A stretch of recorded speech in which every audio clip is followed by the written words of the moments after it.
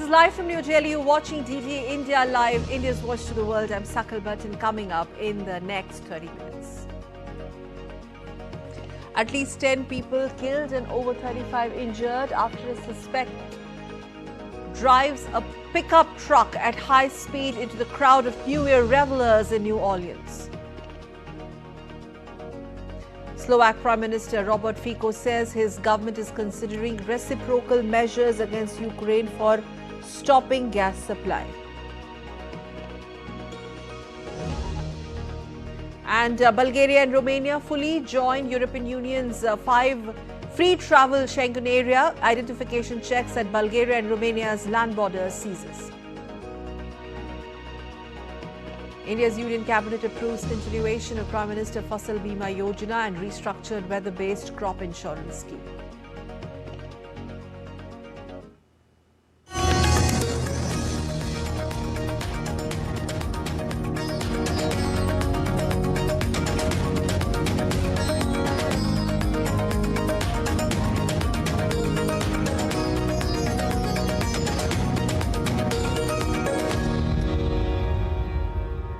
In a tragic incident in the United States, at least 10 people were killed and more than 30 were injured after a truck drove into a crowd in New Orleans Canal on Wednesday. New Orleans Emergency Preparedness Agency earlier warned of the incident in the district known as French Quarter and cautioned people to stay away from the area. Earlier, CBS News, citing witnesses, reported that a truck had crashed into the crowd at high speed and then the driver got out and started firing a weapon, with police returning the fire. As per the latest reports, U.S. police has described as the suspect's actions as a deliberate attempt to run over as many people as he possibly could. It did involve a man driving a pickup truck down Bourbon Street at a very fast pace, and it was very intentional behavior. This man was trying to run over as many people as he possibly could.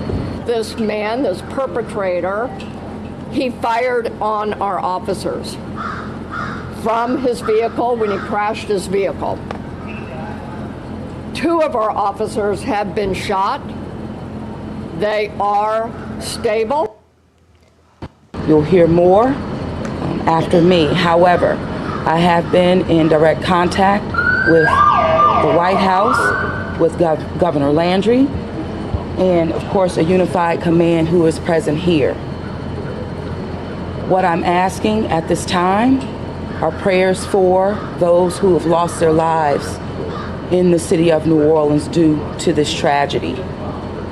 In addition to that, I'm asking the public to stay clear of 8 blocks around Bourbon Street. Stay clear from Bourbon Street, 8 blocks around. Very active, and again, a unified command is in place right now.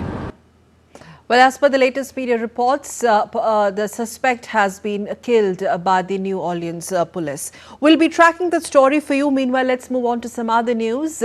Eastern European nations are facing energy crises, prompting fears of a harsh winter ahead as Ukraine refuses to renew its 2019 gas transit deal with Russia. Slovakia, Moldova and Bulgaria were among the most affected by these supply drops.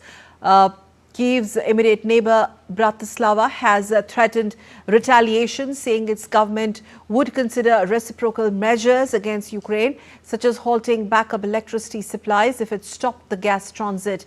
Fico, who has been critical of the European Union's support to Kyiv last week, traveled to Moscow to meet Putin's anticipating stoppage of a gas flow.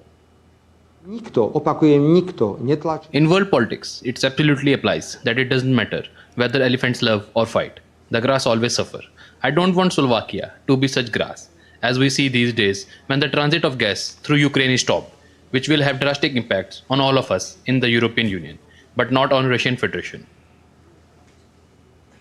While Moldova has declared a state of emergency, Transnistria, which is a breakaway pro-Russian region of Moldova, also reliant on the transit flows, cut off heating and hot weather supplies to households early on Wednesday. Authorities say they do not know how long such situation will continue.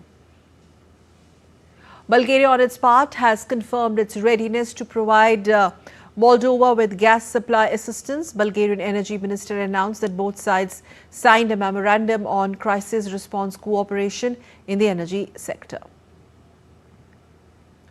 Almost a third of the Russian gas sold to Europe was transported via Kiev's territory. The remainder is transported via a pipeline under the Black Sea to Bulgaria, Serbia and Hungary, or else by the shipments of LNG.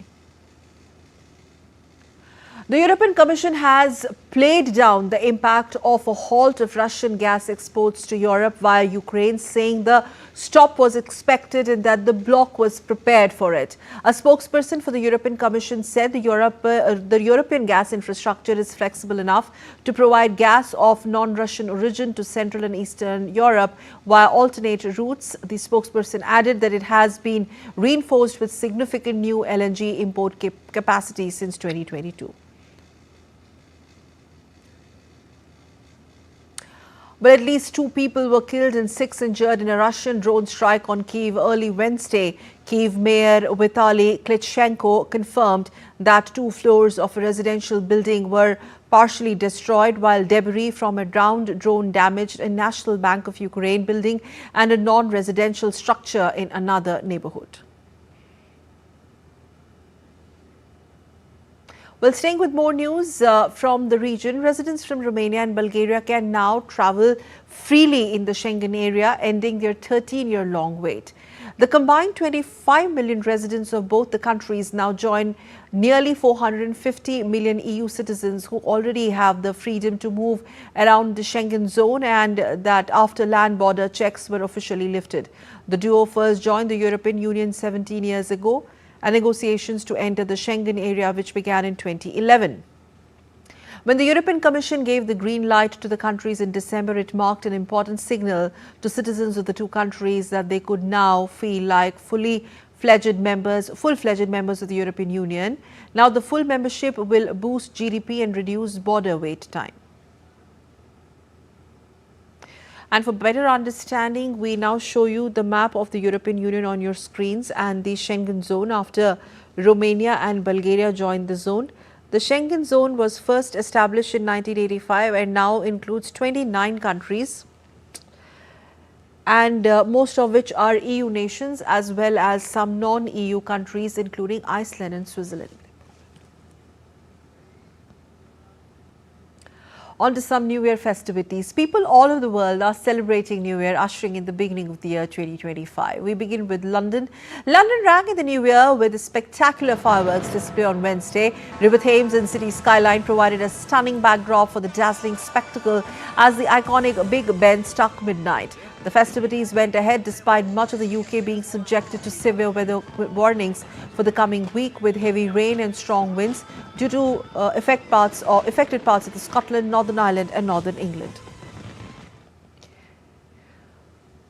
From London to New York, where after standing in New York City's Times Square for hours and hours together, thousands of revelers cheered in the new year with the annual ceremony of a descending crystal-clad ball. Many had arrived early in the morning for a spot in one of the barricaded pens set up by the New York Police Department ahead of musical performances by Megan Thee Stallion and Rita Ora. Meanwhile, Brazil entered into 2025 at 8 a.m. IST. Millions of revelers gathered on Rio's famed Copacabana beach. For the celebrations, people were entertained throughout by performances from musicians such as Caetano Veloso, Maria Bethânia, Ivete Sangalo and Anitta. Concerts were also held at other venues in Rio, with a total of 13 stages spread across the city.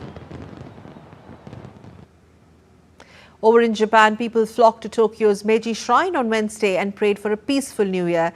The country went through major tragedies in the beginning of the year 2024, including a massive earthquake that killed more than 500 people and a major airplane crash at the Haneda airport on January 2nd.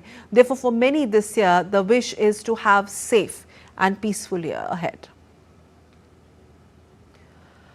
In neighbouring Nepal, lakhs of domestic and international tourists flocked on streets of Pokhara to celebrate New Year 2025. With live music being played across the streets on the Pua lakeside, the road had turned into large dance floor. Plethora of food shops on the open street in 26th International Street Festival made entering into the new year from previous year all fun-filled affair with food, music and dance for tourists in tourism capital of Nepal. The fireworks are out. It's time to sweep out the remnants of the last night's party, and it's time for a look ahead. Markets around the world had pretty string year in 2024. The question is that what will 2025 bring in? Lars Holter is with Doshwell and he joins me from Berlin to tell us about the market's outlook. Lars, Happy New Year. And what can you tell us about the issue that the investors are actually focusing on their 2025 outlook?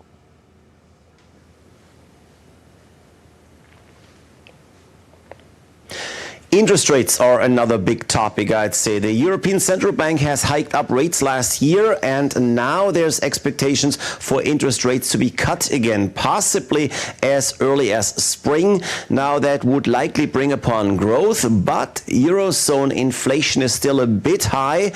Now, about a year ago, it was measured at over 9%. Now it stands at around 2.4%. That is much better, and it's in fact just a tad higher than the ECB's declared goal of 2%, but it's still higher. So that makes it really hard to argue for cutting rates.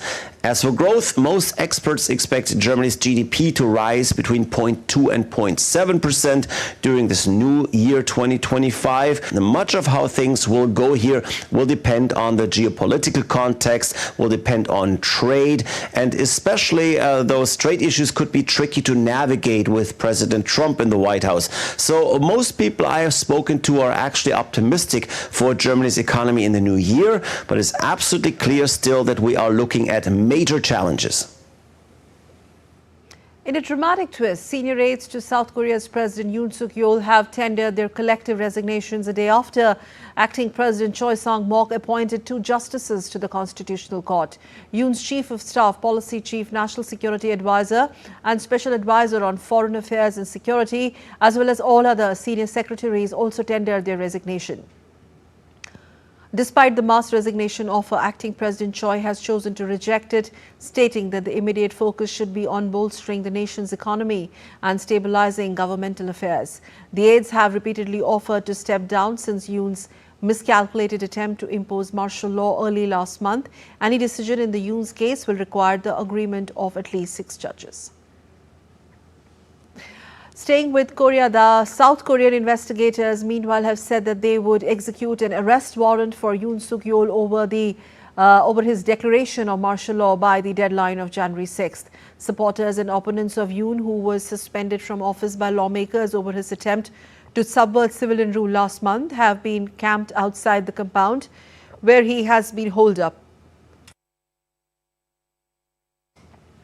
The Corruption Investigation Office requested the warrant after Yoon failed to report for questioning a 3rd time, but it has been unclear whether they could execute it, as the Presidential Security Service have previously refused to comply with search warrants. CIO Chief Oh Dong-woon said on Wednesday the warrant would be executed within the deadline, which is on Monday, January 6th. He also warned that anyone trying to block authorities from arresting Yoon could themselves face prosecution. And still to come on this edition of DD India Live, coming up next, India's coffee exports cross $1 billion mark for the first time ever. Indian pacer Jasprit Bumrah breaks record to become highest ranked Indian test bowler in ICC rankings history.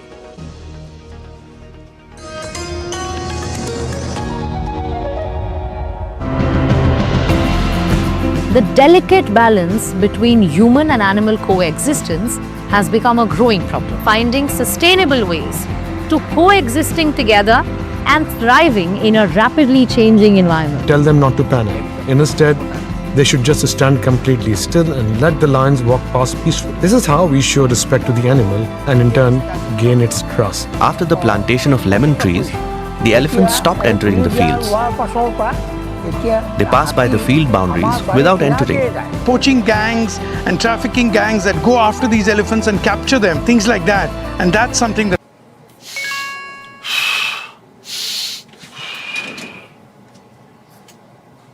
Message आया है कि ये app download करके invest कर लो, रातों रात share के भाव डबल हो जाएंगे। कर लो डाउनलोड, अगर पैसे से हाथ धोना हो तो। डॉक्टर रोगी कुमार, MBBS हूँ, MURKH नहीं हूँ। याद रहे, UPI कहता है अगर कोई आसान कमाई का लालच दे तो कहो मैं मूर्ख नहीं हूँ।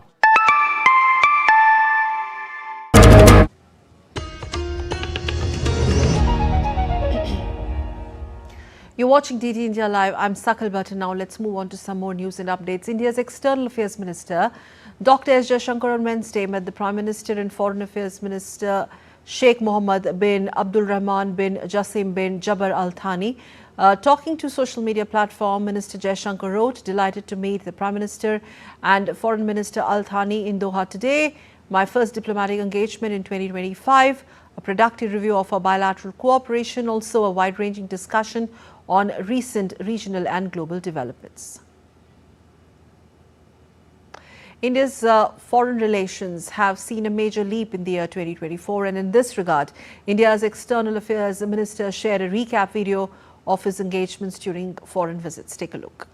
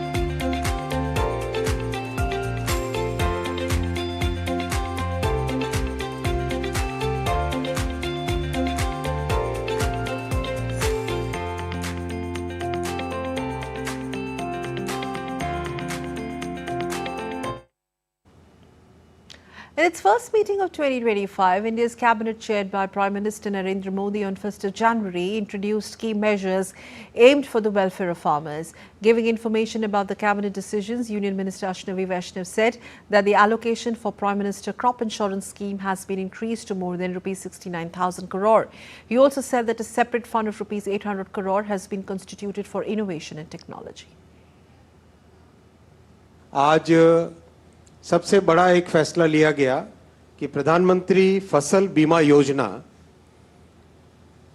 a scheme which has really made a big difference in farmers' lives, उसका enhancement, उसके allocation को enhance किया गया, 69,515 करोड़ किया गया। साथ ही साथ एक 800 करोड़ रुपीस का फंड क्रिएट किया गया है, जो कि fund for innovation and technology basically किसानों के संबंधित मामलों में टेक्नोलॉजी का उपयोग करके और स्पेशली इंश्योरेंस में, बीमा में फास्टर असेसमेंट हो, क्रॉप डैमेज अगर हुआ है, एडवर्स वेदर के कारण कोई प्रॉब्लम आई है तो उसका असेसमेंट फास्ट हो, क्लेम सेटलमेंट फास्ट हो और टेक्नोलॉजिकल ट्रूथ से डिस्प्यूट्स में कमी आए। Cabinet has also approved a special package for companies manufacturing D-ammonium phosphate fertilizer. This initiative includes financial assistance in addition to the existing subsidies for DAP producers. The cabinet decision will ensure that farmers will continue to get D-ammonium phosphate fertilizer at Rs 1,350 per bag of 50 kg. India's Prime Minister Narendra Modi also took to social media platform X and I quote, "The cabinet decision on extending the one-time special package on D-ammonium phosphate will help our farmers by ensuring DAP at affordable prices," unquote. India's Defence Minister Rajnath Singh chaired a high-level meeting with top officials to review progress on key defence initiatives. Ministry of Defence decided to observe 2025 as the year of reforms. The key focus areas include enhancing jointness and integration initiatives and facilitate establishment of the Integrated Theatre Command, focus on new domains such as cyber and space and emerging technologies like artificial intelligence, machine learning, hypersonics and robotics.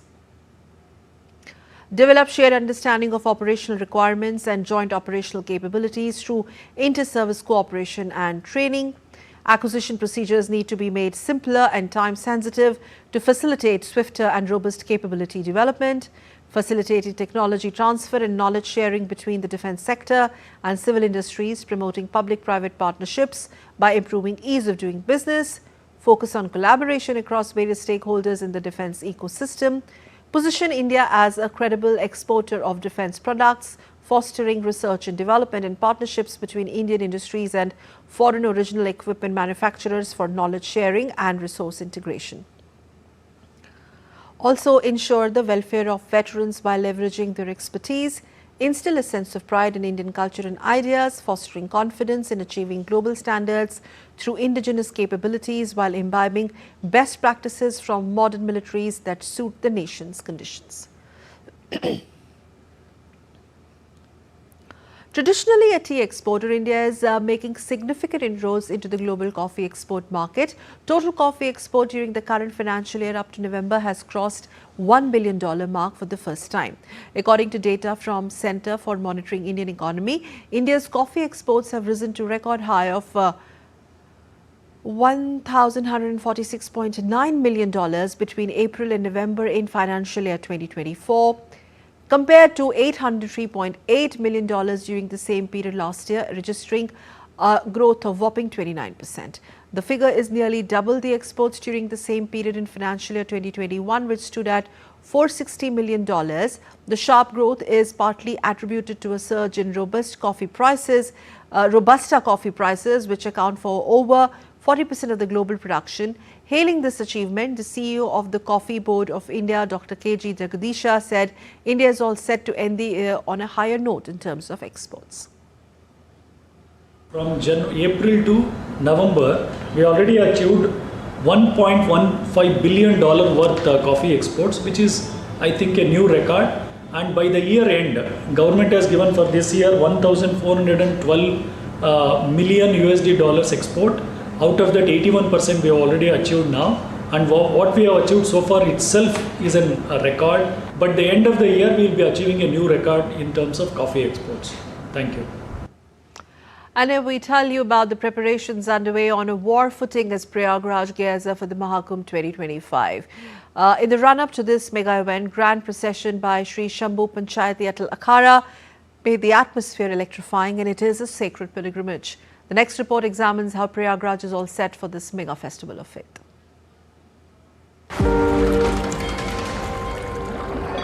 The Grand Mahakumbh 2025, a sacred pilgrimage and festival of faith that attracts millions of devotees and travelers from all corners of the world, is all set to begin in the holy Indian city of Prayagraj from the 13th of this month.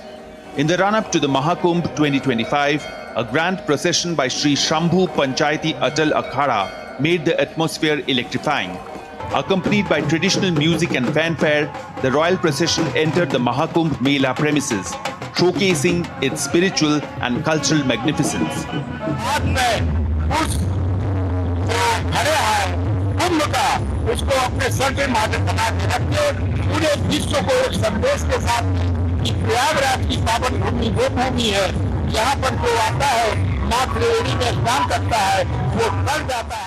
Meanwhile, the Uttar Pradesh government has made extensive arrangements to ensure Mahakumbh 2025 is a memorable and divine experience for all. For the past few months, an army of workers have been diligently channelizing the rivers, widening roads, and leveling the ghats to transform the city in anticipation of one of the largest religious events in the world. And the Indian Railways is leaving no stone unturned in making the journey to Mahakumbh easy and safe for the pilgrims. And more than 10,000 regular and 3,134 special trains are being run by the railways. Out of these, 1,800 trains will be run for short distance and 700 trains for long distance. Mahakumbh 2025 has now become a status symbol for people on New Year. From WhatsApp status to X, Instagram and Facebook Reels, Mahakumbh is becoming increasingly popular. People are highly attracted and impressed by the preparations and decorations of the holy event. The entire area is glowing with more than 67,000 lights at night. Bureau Report, DD India. And on to some sports news now. Our first cricket, Indian pacer Jasprit Bumrah has gone past R. Ashwin's record by becoming the highest ranked Indian test bowler in the ICC rankings history. The Indian pace spearhead has secured 907 points in the test rankings, surpassing Ashwin's 904 rating points achieved in December 2016. Bumrah finished 2024 with 71 wickets in his kitty in the longest format. His stellar performance in the ongoing Border Gavaskar series against Australia has yielded him 30 wickets and helped him consolidate his lead as the #1 test bowler in the recent rankings. Well, that's all for this edition of DD India Live, but let us know your thoughts on the news of the day. For those on the go, you can get all the latest news and updates from India and across the world on DD India mobile app. The app is available on both Android and iOS platforms. Scan the QR code on the screen to download now. We'll be back with more news as it breaks here on DD India. I'm Sakal Bhatt and follow us here in Delhi. Thanks for watching DD India Live. Thank you.